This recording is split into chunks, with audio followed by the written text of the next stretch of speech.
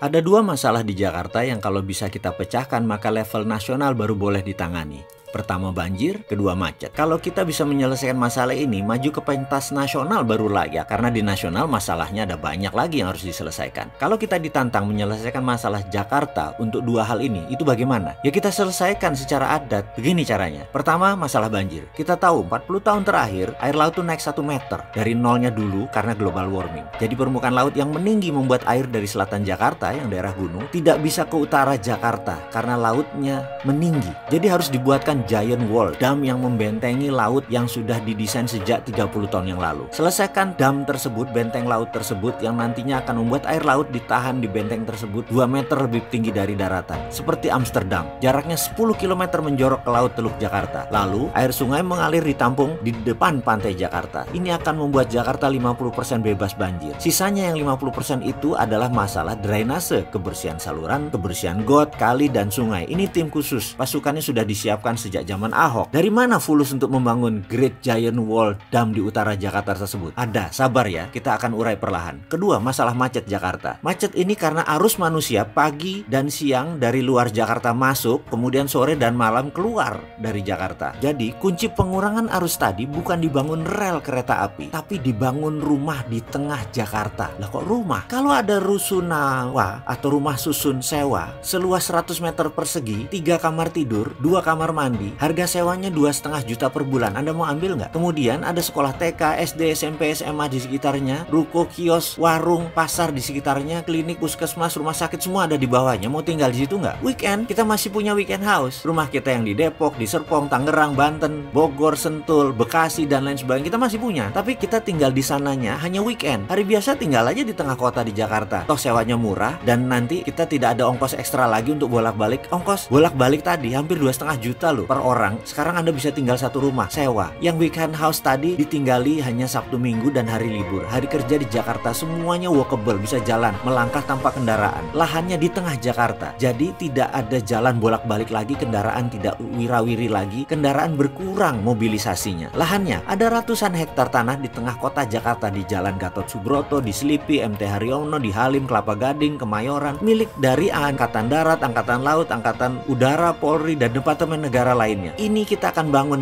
oleh Pemda. Kita sebagai Pemda akan membangun. Bagi hasil berupa rumah untuk prajurit atau staf TNI atau pegawai negeri lainnya. 10%, sisanya untuk publik. Publik sewa. Lahannya lebih kali 1.000 hektar ada di tengah kota Jakarta. 1 juta rumah bisa berdiri untuk 5 juta orang. Kita perlu 120 juta meter persegi bangunan plus sarana. Kalau per meternya 4 juta, kita perlu 500 triliun. Sekali lagi, dari mana uangnya? Ada, sebentar. Yang penting konsepnya diterima dulu. Great Giant Wall Dam senilai 300 triliun dan 500 triliun rusunawa. Efeknya nanti BBM turun pemakaiannya. Udara Jakarta bersih, banjir berkurang, macet berkurang. Lalu dari mana uang 800 triliun tersebut? Hutang, investor asing. Ya nggak ngutang lah. Bukan kita banget ngutang itu. Semua itu akan dijawab di video setelah ini.